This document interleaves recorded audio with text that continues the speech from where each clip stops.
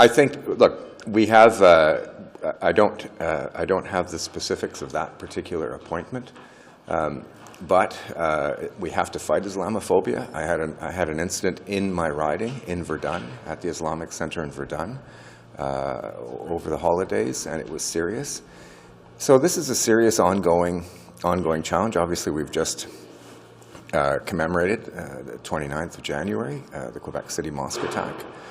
And that's an important moment to take stock for Canadians every year about what happened. So Islamophobia is a serious concern. It's a serious problem and a challenge in our society. We have to do what we can to fight it.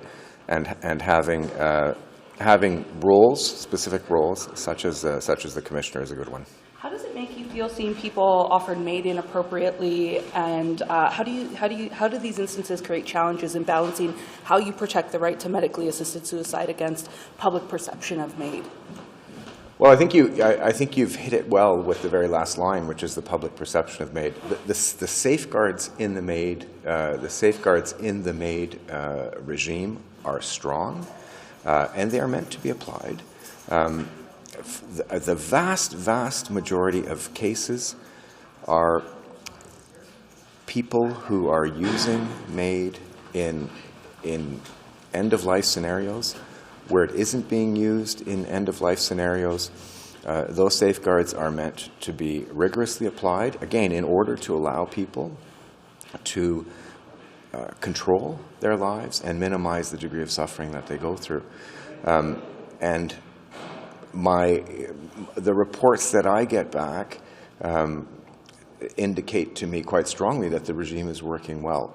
Where there are reports of abuse, those are cases for obviously cause for concern, but those are cases for medical boards and bodies to look into what actually happened. And occasionally it will be a case for the police and prosecutors to look into what happened, because there is a possibility that criminal charges could be laid where those safeguards are not properly applied. So they're meant to be there, they're meant to be serious, and they're working. And how soon will you introduce legislation to delay MAID when Parliament returns next week, and how long do you want that extension to be? Well, I won't negotiate in public, obviously. I've said that before, publicly. We'll try to get the extension done as quickly as we possibly can, and discussions are ongoing. Thank you. Thank you. Merci. La question de la clause dérogatoire, le renvoi à la Cour suprême, allez-vous en discuter, puis quel genre d'approche allez-vous avoir par rapport à ça pour la session à venir? C'était toujours une option, mais pour l'instant, il y a un procès au Québec. La Cour d'appel au Québec est en train d'écrire son jugement dans le cas Hack, et donc on va laisser la Cour d'appel faire son travail. Merci. Thank you. Merci. Doing a story about the first year anniversary of the Freedom Convoy showing up in town. And I'm just going to ask a lot of people coming out, if you think that's a significant anniversary, has it changed our politics, that whole thing? What do you think as we look back to a year since the Freedom Convoy said goodbye to Ottawa? Well, I don't think of it necessarily as an anniversary. I would say that there's, in any democracy, room for peaceful protest. It's a cornerstone of democracy. It's people need to be able to share their perspectives. There are numerous protests held, as you know, across the country, but certainly focused here in Ottawa, where politicians make decisions, and of course at Queen's Park. But I think that Canadians expect those protests to be peaceful. And I would hope that as people mobilize, as I have in my past as a previous advocate, it's done in a peaceful way that uses the power of public voice to be able to influence policy. I don't want to put words in your mouth, but you sometimes get the sense it seemed to have unleashed some sort of lack of civility or permission for opponents of particular viewpoints to attack people and vilify people, or bring a new level of, I'm not sure what kind of discourse you call it, not a very pleasant one. I don't know if in my... You know, in my experience in my past as an advocate, it was always about attacking the policy, not the person. You know, it's not about an individual. I think people come to this place, Conservatives, NDP, Independents, Liberals, you name it, to make Canada a better place. And people come with a sincere intent to do that. And we should be free to discuss and debate and hear from constituents when policies don't suit or don't appeal to populations, or don't work in the way that we had, as legislators, hoped they'd work. But it should always be about the policy and not the person. And I think we need to attract people to this field. Being a politician is actually a noble pursuit. It's sometimes undermined as self-serving. Look, every job, has a component of a person wanting to do a job and getting paid to do that job. But people who step into public life want to make a better country. They want to make a better province. They want to make a better municipality or First Nation. And we need to honor and lift up that intent to want to lead. And so I admire all of my colleagues across the floor and within my own caucus who every day get up, they go to work, and they try their hardest. And I hope that more people will consider public life as a career path. Okay, Thank you. What are some of your priorities? You know what? Happy New Year, first of all. Happy New Year Great to to you be as well. back. Can't wait to be. I see lots of improvements to Gross Moore, and I see the infrastructure announcement. That's right. Can't wait to visit again. Yeah, please visit again, because tourism is doing well there and doing well everywhere, especially in rural Canada. Look, I'm proud to be part of a government that supports Canadians through everything, and we supported Canadians throughout the pandemic. We're back on our feet, and now we're going to work harder to get through this to make sure we continue to thrive and grow our economy, especially in rural areas. What are your priorities for the session? especially in rural Connectivity, areas? connectivity, and I call it the real realities that things are different in rural Canada. Thank you. Do you support the gun law? I was hoping to be able to chat with you. It's the first years of the Freedom Convoy showing up. And so I'm particularly keen, Ottawa MPs, Ottawa residents, I think you know, most of us are. Yes. Is that anniversary a significant thing? Has the city changed? Our politics changed? You think back of this thing, forces that were unleashed with that thing. Yeah. What do you think a year later? Well, I think it is significant to the people of Ottawa. I think we all have distinct memories and experiences from that time.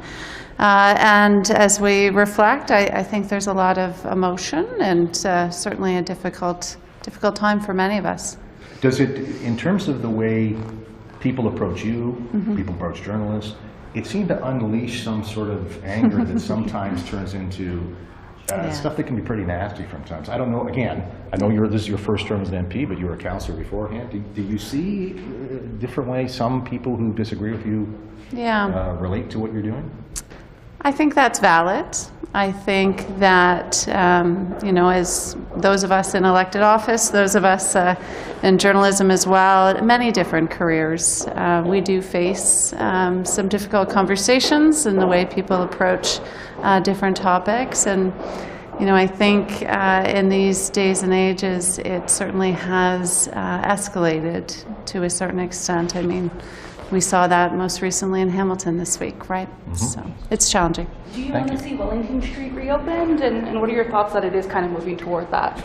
I think it's a good discussion to be had, frankly. I look forward to the continuing dialogue. I think there's a lot to be said about resident participation in those discussions, and I know it's being led in that regard. So, I look forward to whatever the outcome is either way. Transport Committee just voted while you're in there to did they? recommend to council to reopen. So. Oh, interesting. Yeah. So Okay. there you are, yes.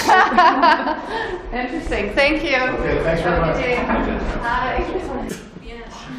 Minister, how are you? Happy New Year. David, Happy New Year. I'm It's just not doing- too late to say Happy New Year, right? It's not Okay, till the end, first time not till I've seen you. February. Okay.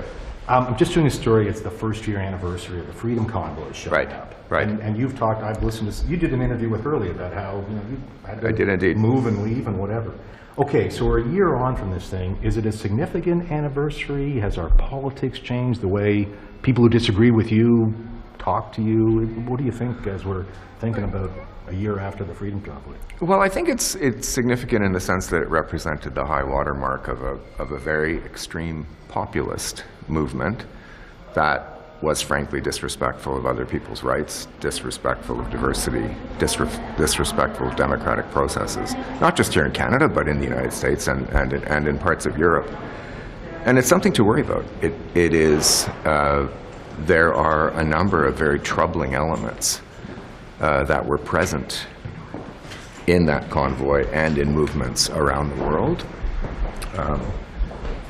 I think, for example, of trying to attract, for example, good female candidates at municipal, provincial, and federal levels, and how hard that is already, and how much harder it is now because of the convoy. Because of think of all the associated hatred online that went along with the convoy. I was subject to some of it, but and so were my colleagues. But female political figures have taken the brunt of it. Think of New Zealand, and think of the impact, the very negative impact that had on the Prime Minister's career there, and the fact that she's decided to call it quits. So it does worry me. I'm hoping that the convoy was the high water point, and we're moving back towards more reasonable democratic discourse. And we all have, I think, an obligation to continue to push forward with dialogue, with engaged public policy, with responsible public policy and public discourse.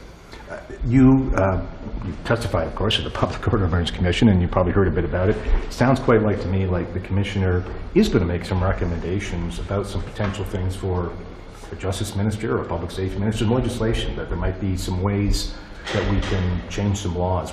Do you think there'd be the appetite for the government already to think about some of those things, how a government reacts to that? Well, we have said that inquiry, we knew that inquiry was going to have to be struck at the time we invoked the Act, and we have committed publicly to engaging with the recommendations from that inquiry. It's an important part of the process. Yeah. Okay. Thank you. Thank you. That's a nice way to start the new year. Thank you. Nice to see you. And so maybe just tell me, there's been some changes to the Liberal Indigenous caucus since the last election. So who are the MPs, I guess, aside from yourself, that are... Oh, geez. Michael McLeod from Northwest Territories, Mark Surrey, Ontario, Vance Badaway, he's in the Niagara region, Yvonne Jones from Labrador, and Minister Dan Vandale from Manitoba. But we also open it up to all of caucus during various meetings to make sure that anyone who wants to be an Indigenous ally can come to the meetings. And there are a lot of MPs out there who represent large Indigenous ridings, and so we give them time as well, and to make sure that they're involved. And so while Indigenous caucus, we have a few members who self-identify as Indigenous, we open it up to all of caucus at various times of the year. Right, and is this the first time you've met since the election? No, we met over the summer well, we meet every week since since being elected. We have our weekly National Indigenous Caucus, and so we're able to talk about some of the issues that affect Indigenous people from across Canada. Right, and what are some of the things that you'll be discussing today? Well, Indigenous Caucus has really been looking at three themes in terms of what we need to do moving forward. The first theme is closing the gap between how Indigenous people in Indigenous communities live in the rest of Canada. These are things around housing, water, infrastructure, First Nations policing, health. The other part is addressing the harms that have been caused by colonization, that have been caused by policy, that have been caused by the Indian residential schools, and making sure that we're addressing that harm and making sure that we're doing what we can to create healing within the communities, create the supports that are needed in the community. And the last theme that we look at is creating pathways to prosperity, and that's ensuring that some people talk about economic reconciliation, making sure that Indigenous people are stakeholders, making sure that Indigenous people have a say in the big projects that are going on in their ridings, making sure that we're putting capital for Indigenous people to be a part of the grander scheme of the economics in Canada, as well as carve-outs for Indigenous programmings from the various ministries. Okay. When it comes to addressing affordability, how can this government do that, or the caucus do that when dealing with Indigenous? Well, there's one thing that Indigenous caucus doesn't really talk too much about is affordability, because if you look at the situation on the reserves, we've been dealing with prices around affordability and large areas of poverty for decades, not just years. And so Indigenous caucus is I wouldn't say used to it, but we represent some very poor ridings across Canada. I live in a First Nations reserve in Cape Breton, which, if you're looking at the poverty levels in Cape Breton, Eskasoni First Nations is one of the poorest. And so going up around poverty, seeing that every day, Indigenous caucus really, this is not something that we're talking about too much, because it's been the system that we're under for generations, if not, since the beginning of Canada. Can we see or expect any new bills this sitting regarding some of these issues? I'm not at liberty to say what bills are coming. And in fact, that's why we come here as caucus, to make sure that we understand and get a sense of what Cabinet has discussed at the Cabinet retreat. And of course, me not being in Cabinet, I'm a caucus chair and do my best just to represent the Indigenous caucus in terms of what we need to do moving forward. And you're a member of what First Nation? Mi'kmaq. I'm a Mi'kmaq person from Eskasoni First Nation. Maybe just one last question. I guess for closing that gap, and the economy is heading into a slowdown here, and there's going to be some real challenges. Is that going to make it that much more difficult to sort of keep that up? Well, I don't think so. I think when we're talking about Indigenous issues, that we know that we've got a long way to go in Canada in terms of closing that gap. And, while many other caucuses are talking about things that they'd like to see moving forward that are over and above what Canadians across Canada get, Indigenous caucus is usually talking about the things that every Canadian take for granted. Essential services like having health care in their community, essential services like having a policeman in their community, essential services like clean water and infrastructure. These are the things that Indigenous communities are talking to us about in terms of housing that's provided. And so, the things that most Canadians take for granted, Indigenous caucus is usually the ones saying that we would like the same as everyone else. And that's where we come from a lot of times. Thank you. Thanks. Okay. I'm going to put a plug in just for a second, just to keep talking for a second, so I can get Okay. I didn't get your name. What was your name? It's Fraser. Fraser. Needham, actually. Yeah, Okay. so, Where are you from, Fraser? Yeah, nice to meet you. Yeah, so, Where are you from? I'm actually originally from here. Okay. Yeah, but I was living out west for the last 20 years. So, okay. Yeah, so came back to Ottawa, so that's good. So, okay. Yeah, so I was going to ask you if you're going to bring up any of the stuff about boundaries that probably Indigenous caucus. I've brought up boundaries quite a bit over the past, and I'll probably continue to do that, but I get to have my time in front of the House of Commons committee, the Proc committee, next Tuesday, and so I expect to be a very interesting meeting. So that is when it's coming up, I guess. Yes, January 31st, I'll be talking about the boundaries and the electoral boundaries and some of the inconsistencies within the law of inconsistent with UNDRIP and the free, prior, informed consent of Indigenous communities, as when we're talking about electoral boundaries, which if you look at any of Elections Canada's website, that they'll say that there's been a lot of mistrust of Indigenous people that have prevented them or have stopped them from wanting to take part in federal politics. And it seems like when you do get Indigenous people elected, there's all kinds of obstacles that are put in place that prevent them to continue. So it's going to be an interesting discussion. Is Indigenous caucus at all talking about maybe the gun laws that affect hunters? Absolutely.